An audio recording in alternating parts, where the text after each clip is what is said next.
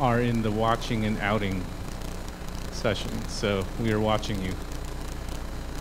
And we have two present. My name first is George Villanueva. I'm faculty here at School of Communication. We have two great presentations going on this afternoon for you.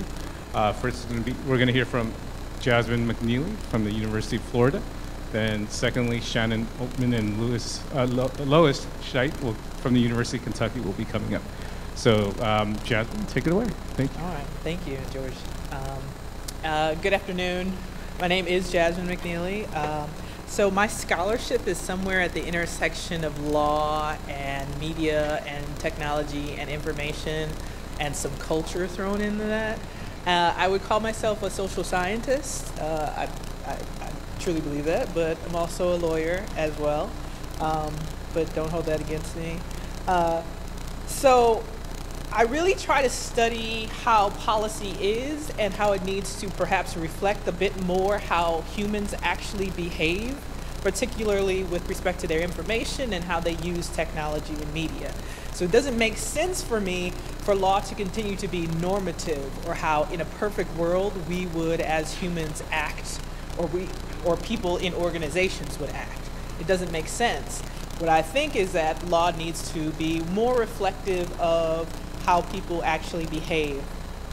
And that involves using social scientific gobbledygook, as the Chief Justice called it a couple of weeks ago. And so today, the presentation I'm doing is a case study of doxing interactions as communicative acts. Just to start off with the story, it's the case of a stolen puppy. So in 2015, I was on Facebook, and you know how certain of your friends' interactions on their timelines will pop into your timeline. So so-and-so liked this or reacted to this. And one of them that popped into mine, also because of kind of location of where I was this Lexington Humane Society. And they had posted this post basically saying that this is our Thompson, who was stolen from our adoption center this afternoon. A man tossed him over the puppy play yard fence to a woman waiting on the other side. Photos and comments. Please continue to share our posts. Together we can bring Thompson home and make sure he gets the care he desperately needs. Thompson is currently receiving treatment and needs his medication. So, okay, as a bottom line thing, this may seem a little, pessimistic, but people steal, right? People steal. People steal every day, multiple times a day, and so someone stealing something is not really a big deal. But as I watched this play out, it seemed very interesting to me, because what happened was this huge thing that got a lot of media attention, both in the state of Kentucky and spread all the way to California and Arizona, regarding this stolen puppy. So this was their first post that was on March 24th. The same day, perhaps 2 hours later, they posted a second post. And this one's the hot one, right? Because this hot post has video, photo of the people who stole Thompson, the puppy, the sick puppy that the Lexington Humane Society wanted to get back. And of course, when you post video or ocular visual evidence, people get a little more hyped, right? So comments on this post, and in the first post, it blew up. Oh, I'm sorry, I'm sick of this, I'm sharing this, we want to get Thompson back. But when they posted this one, all bets were off as far as civility and things like that. So of course you got the, oh, this is terrible, bring Thompson back. But then you got, hey, that looks like so-and-so. So this is what we're looking at, this case study of doxing interactions. So what's doxing? Just as a bottom line thing, most people can recognize what doxing is now after so many incidences that we've had on the internet. Twitter, Facebook, Tumblr, for example. If any of you had been paying attention in 2015, there was a very hot Tumblr called Racist Getting Fired. So Racist Getting Fired was you say something racist on any of your other social media and you send it to people. Well, your friends, most of the time, would screenshot it, send it in, and have it posted on Racist Getting Fired.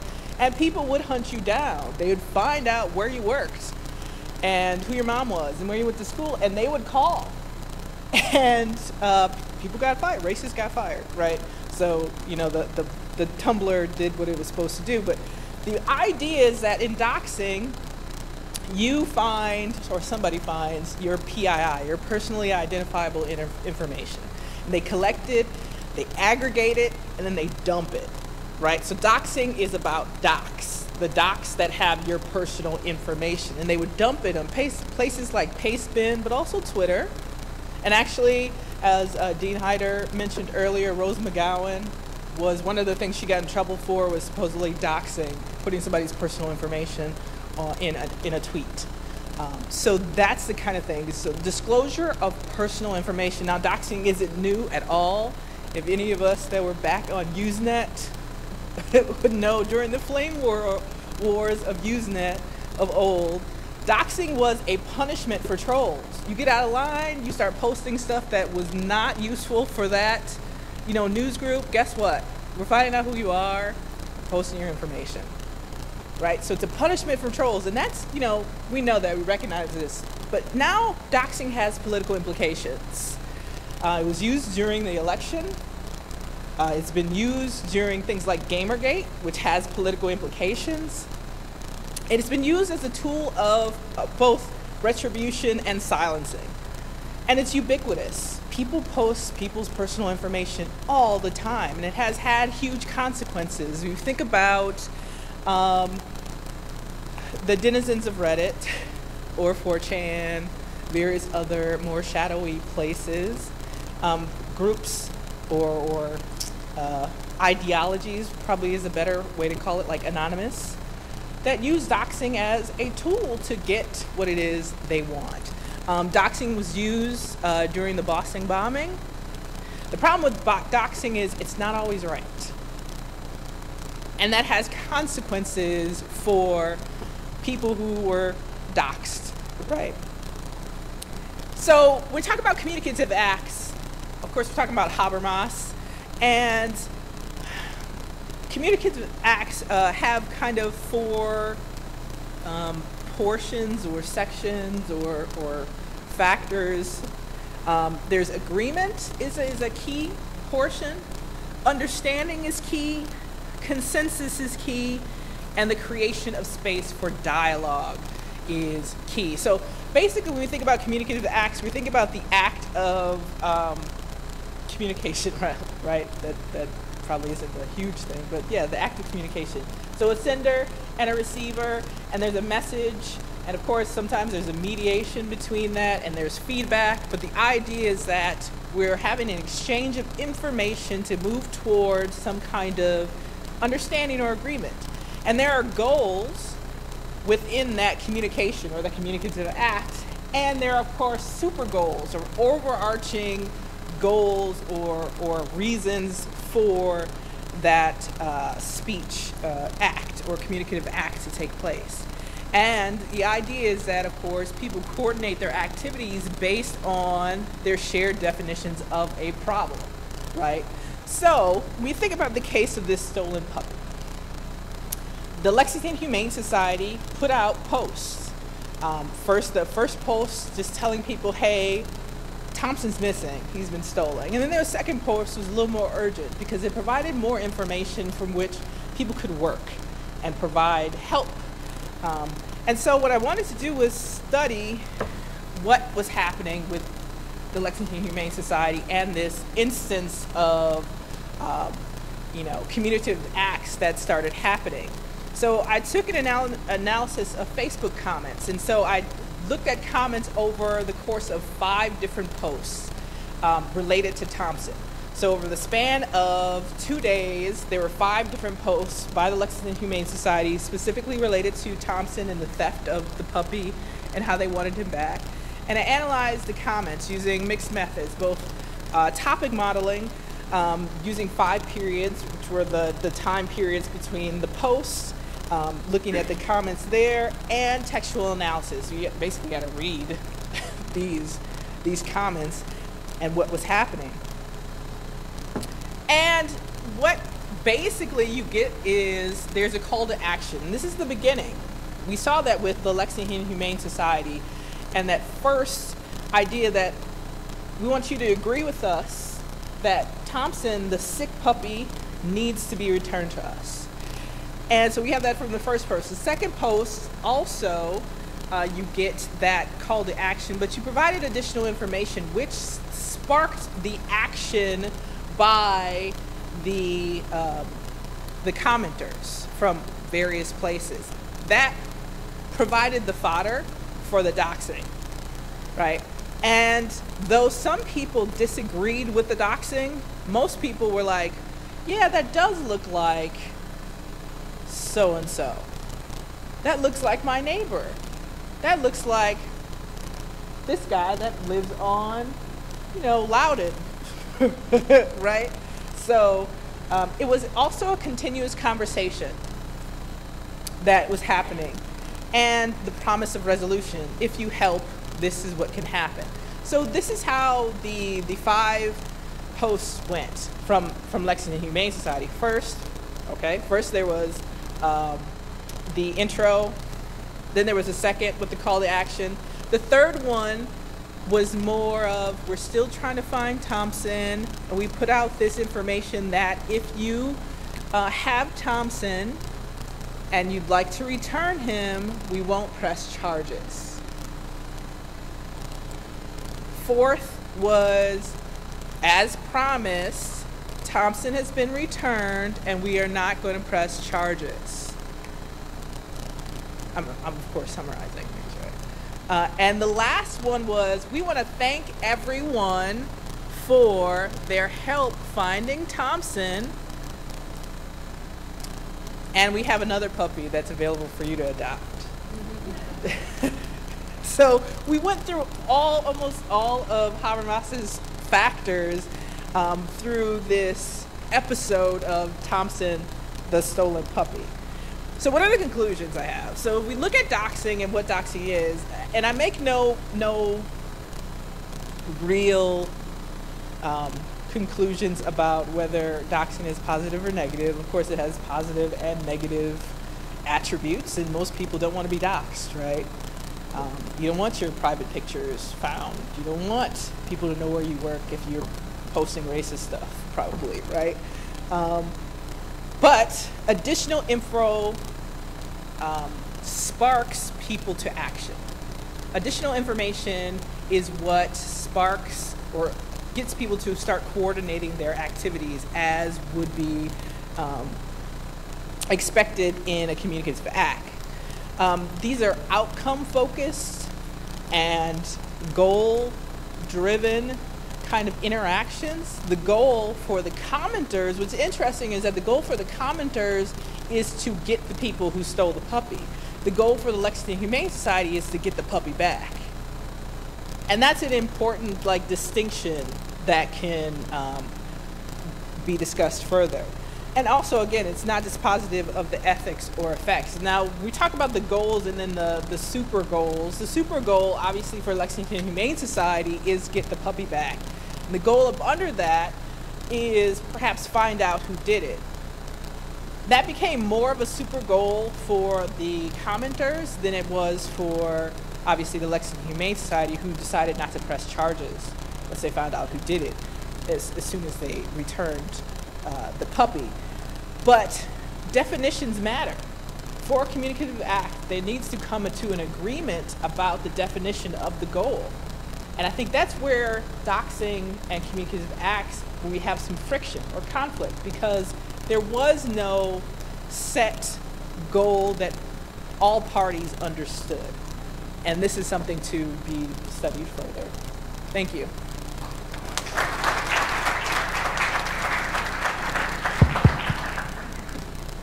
We have Shannon and Lois from University of Kentucky.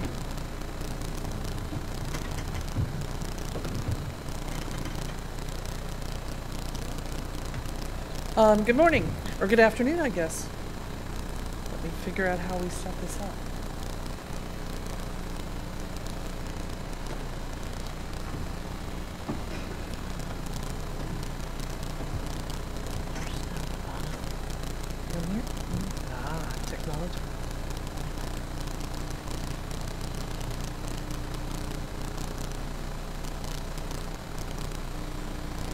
Okay, the wonders of technology.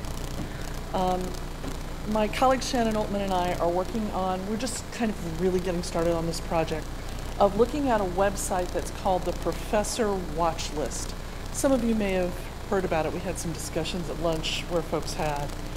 And it's a website of aggregated news, predominantly news, that, let's say you're a student in a class and something is said that you don't like, or you run across a news story that's been posted in, say, the local newspaper, you can submit those issues to Turning Point USA and Campus Reform, and you can end up on this list. Now, they purport themselves to be a way for conservative parents and conservative students to understand and identify liberal bias in the classroom. But first off, I need to tell you, not everybody on the list is a professor.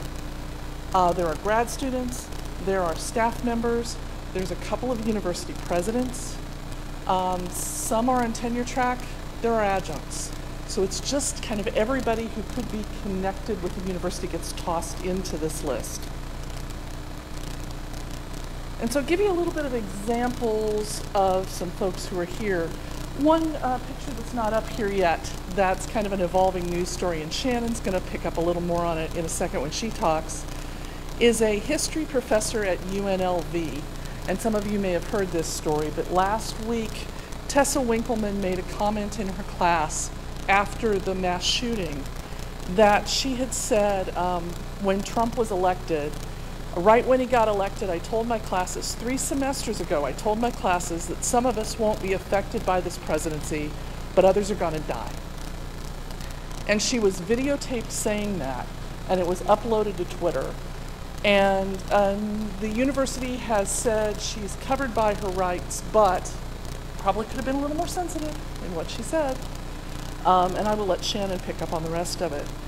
But Brent Sirota, whose picture is up here, I should say Tessa is not yet on Professor Watchlist, but we figure it's a couple of days.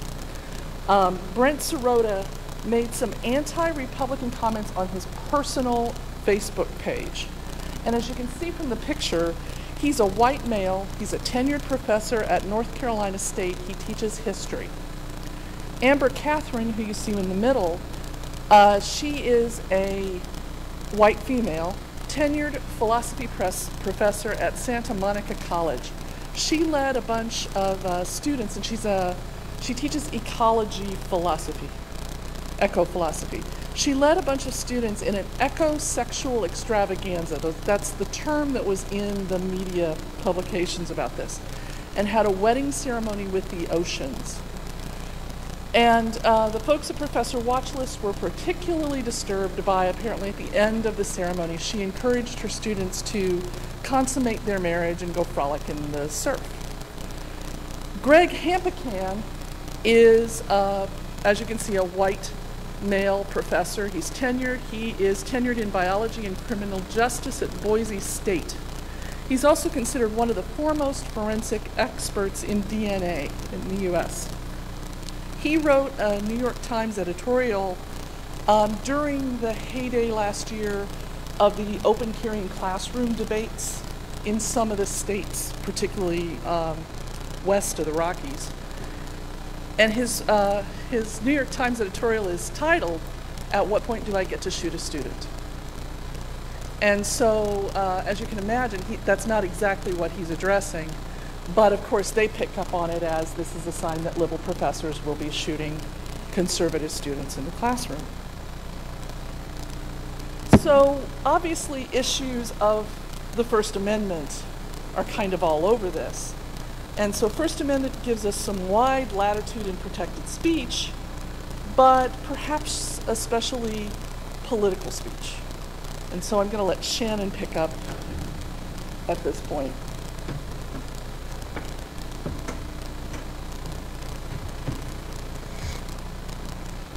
So we would probably say Professor Watchlist is protected by the First Amendment. It's clearly political speech aimed at engaging the political sphere. Seems likely that would be protected by the First Amendment. But that doesn't necessarily mean it's a good idea to collect and aggregate all this information. So we wanted to think about the ethical implications of posting or linking to professors' details. And I have here an example of John Donahue. He's actually a professor here at Loyola. See some people nodding. He's on Professor Watchlist. He teaches a class apparently about slavery and abolition. And at one point during a lecture, he mentioned something about Trump. That was enough to get him on Professor Watchlist. And that's all that Professor Watchlist says. It provides that short summary and a link to Donahue's faculty page. So the postings on Professor Watchlist lack a lot of context.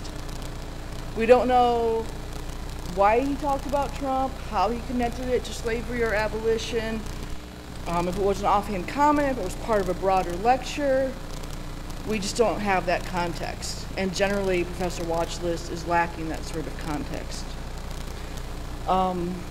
Another ethical concern is that Professor Watchlist may be damaging professor standings at their institutions, particularly if people are staff members, adjunct or part-time instructors, or not yet tenured faculty. We have seen the case of a professor at Drexel who made some insensitive comments on Twitter, I think, and he's been since placed on leave. So these sorts of things can happen. It can affect how the university views these individuals and if the university wants to continue their relationship with these individuals.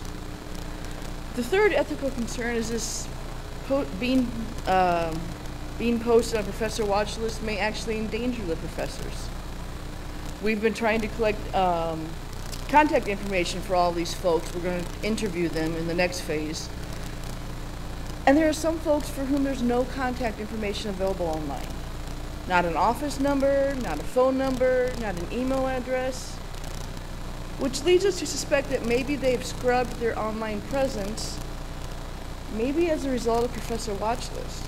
We don't know that yet for sure, but that's one of our lines of thought.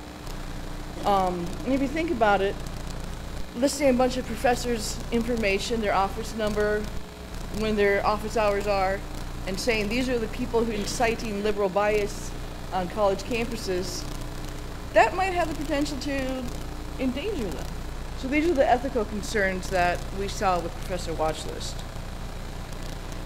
So then we thought about looking at Professor Watchlist from several different ethical frameworks. So of course the utilitarian perspective argues that the best action is one that maximizes utility or the good. And it looks at the consequences of the act, not the act itself.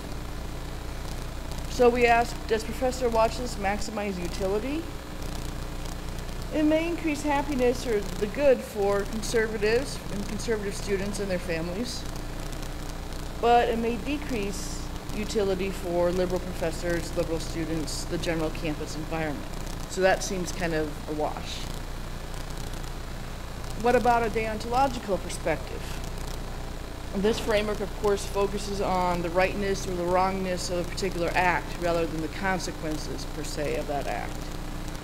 It's duty or rule-based, oftentimes.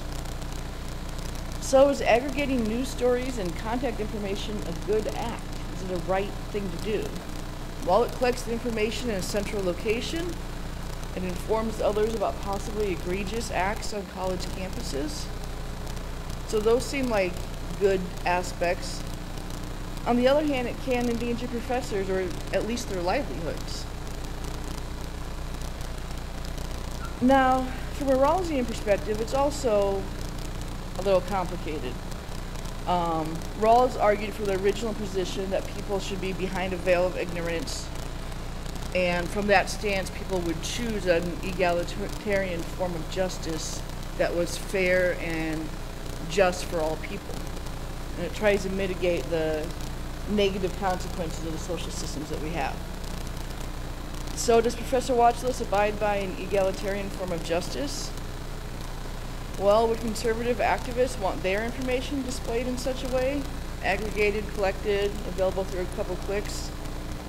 Is this a just means of collecting and making this information public? And then finally, we thought about a feminist perspective as well. A feminist ethical framework concerned with the imbalance of power and eliminating oppression for women and other marginalized groups. And so actions are evaluated on how they affect relationships and power balance. How does Professor Watchlist affect power imbalance? Well, one thing we have found is that most of the people on Professor Watchlist are white males. They're predominantly tenure track or already tenured. Now, on one hand, this may not be surprising because the professoriate is predominantly white and male. But frankly, when we started out, we expected different. We expected to see minorities targeted, women targeted. So we're a little surprised that we haven't found a disproportionate representation there. So it's not clear if that is really shifting the power balance in some way. It also might have some implications for the conservative versus liberal power balance on college campuses. College campuses are traditionally seen as liberal bastions, sort of ivory towers, disconnected from the day-to-day realities of life, right? So maybe Professor Watchlist is sort of readjusting that balance and giving conservatives more voice and more power. Is that a good thing? So our conclusion is that we don't really have one. The ethics of Professor Watchlist are really complicated. No matter which ethical framework we use, it's not clearly ethical or unethical, I think.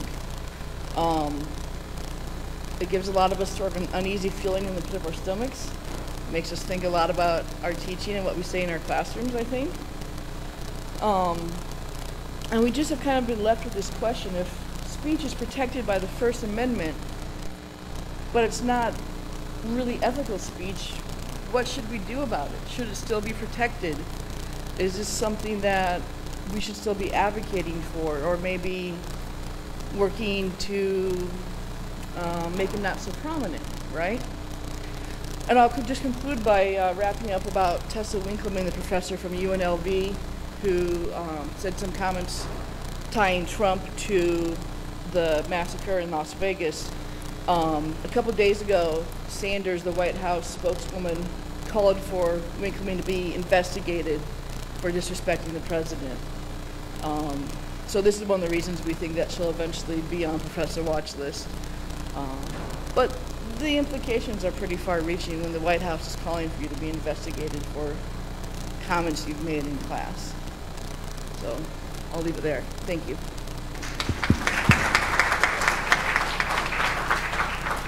So we have some time for some questions. Any questions? Yeah.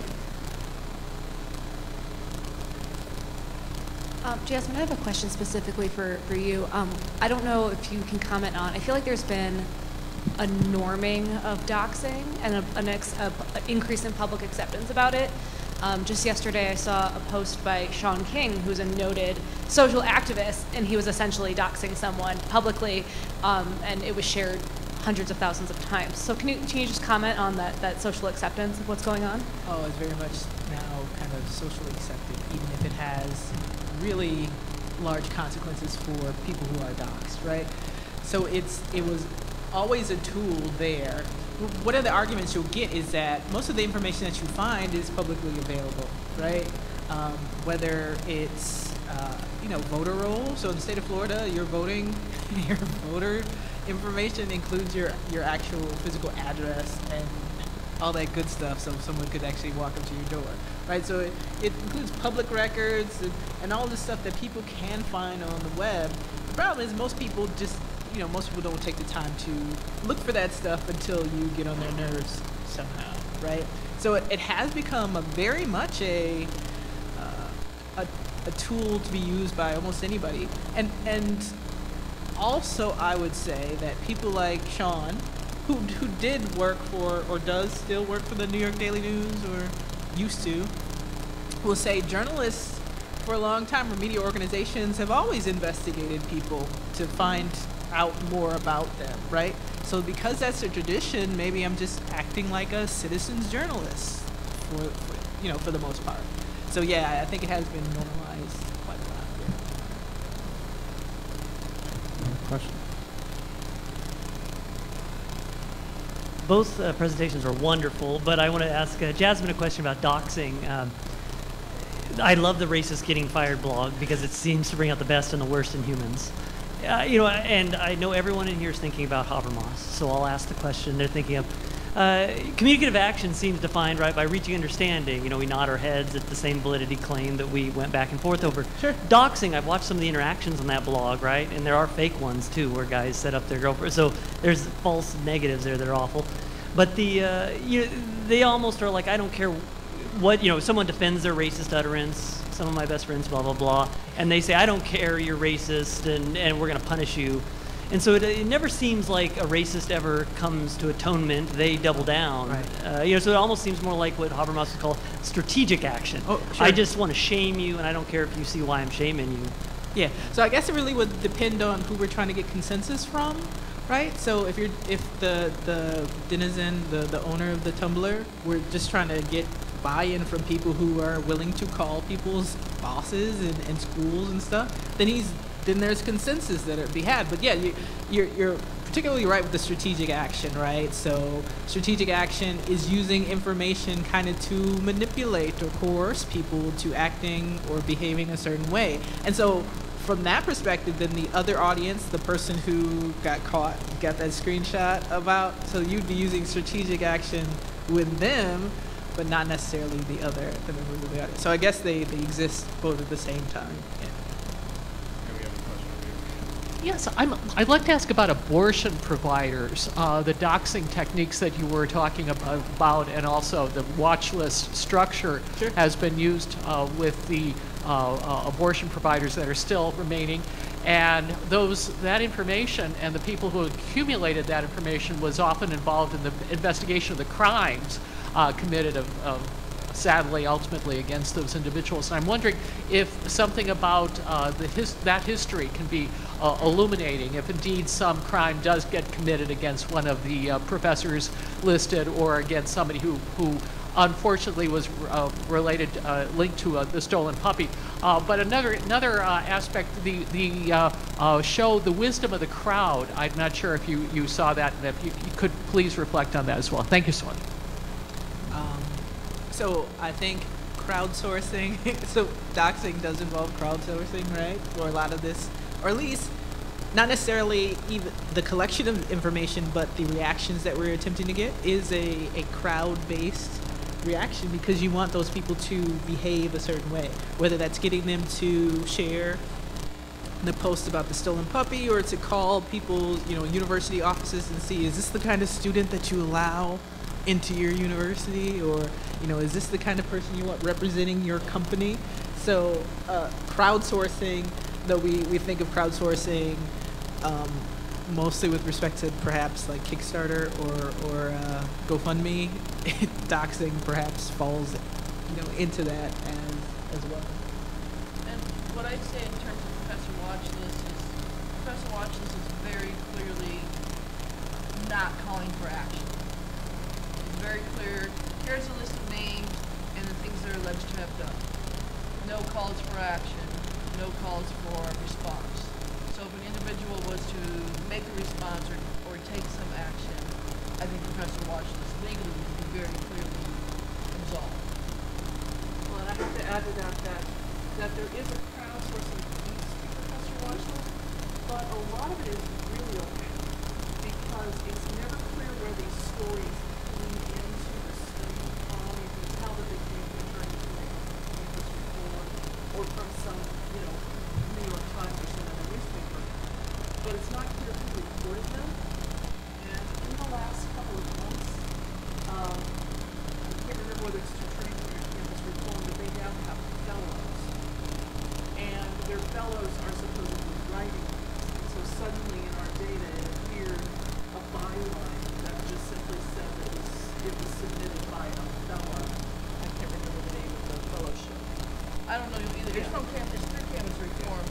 Campus Reform is a nonprofit that exists to report on liberal bias in colleges and universities. So people see an alleged incident, report to Campus Reform, Campus Reform writes a story. Now Professor Watchlist has a new story to link to that show that it's a verifiable incident. Well, and one of the things we don't have some read on this yet, but a couple of those fellows are actually faculty at different universities. And there, at least in the data we have, there's a potential, being real big, a potential that may actually have It's the reason why sites like Professor Watchlist has grown is because both liberals and conservatives don't respect each other anymore. They're not willing to listen to different opinions, and the end result might be that we might end up with a watered down education. Yeah, I think that's a reasonable concern that we might end up with a watered down education. I think, to me, a bigger concern is that it might affect professors' academic freedom or freedom of speech in the classroom to interact with and communicate with the students. I don't know about most of you, but I don't have my lectures written down word for word, right? I have notes, and I riff on my notes and grab whatever's going on in the moment. I think a site like Professor Watchlist really endangers that freedom and flexibility. Yeah, we had a fairly involved conversation last night, Shannon and I, with the idea coming from me that at what point are we really being held to a pretty high standard if there is negative outcome from this kind of thing, for what amounts to a sentence or two that maybe you could have worded a little better, but you were saying it on the fly in the classroom, and suddenly now you're potentially your career, especially for adjuncts or for tenure track employees or staff people, to be held in the balance for a very small utterance out of this entire profile created. Shannon, Lois, I'm wondering regarding Professor's Watchlist if you found that some faculty have made initiatives to campaign to be placed on Professor's Watchlist in solidarity. You mean besides us? Indeed. Not exactly. We haven't seen that yet, but the next stage of our project is to interview folks who are on campus Watchlist, Professor Watchlist, and find out if they're aware they're on the list, how they feel about it, how it's affecting their freedom of speech.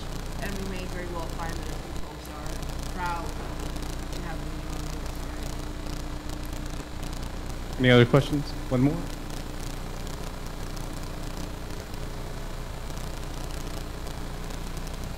I think it's interesting to think about this from the student's perspective also, and what I had in mind was a recent case where a professor, I think he's maybe a doctoral student at a university in Virginia, posted stuff that clearly presented himself as a white supremacist, said terrible things, anti-Semitic and anti-black, and then students responded saying, wait a minute, yes, he has the academic freedom, but I'm about to be graded by him, and I can see the flip side though.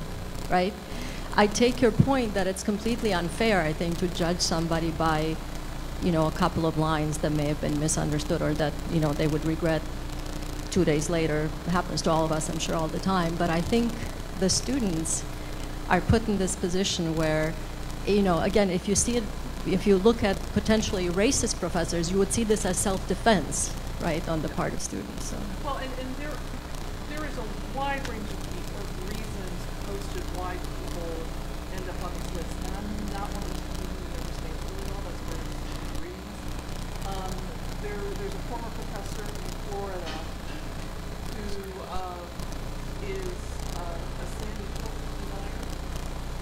He's no longer employed by the university. That's actually an important system about whether they have the right to terminate or not. But if you've forgotten or haven't heard this, he actually went to parents of Sandy Hook children and asked them to prove that their children had ever existed. His argument is that it's a government thing to try to push for gun control.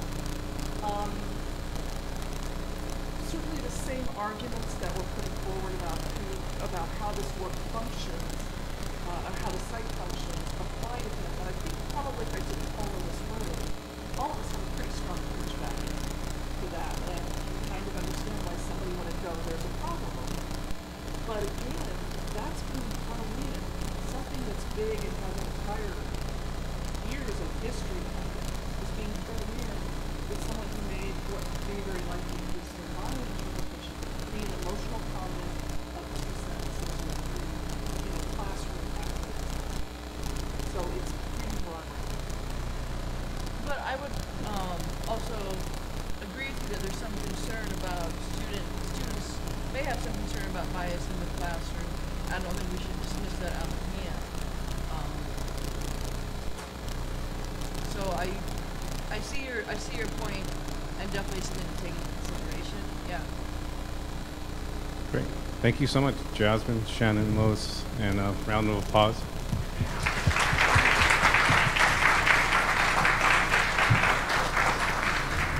And in just a little bit, Dean Heider will be interviewing Nev Schulman, co-creator of Catfish. 2:30. That's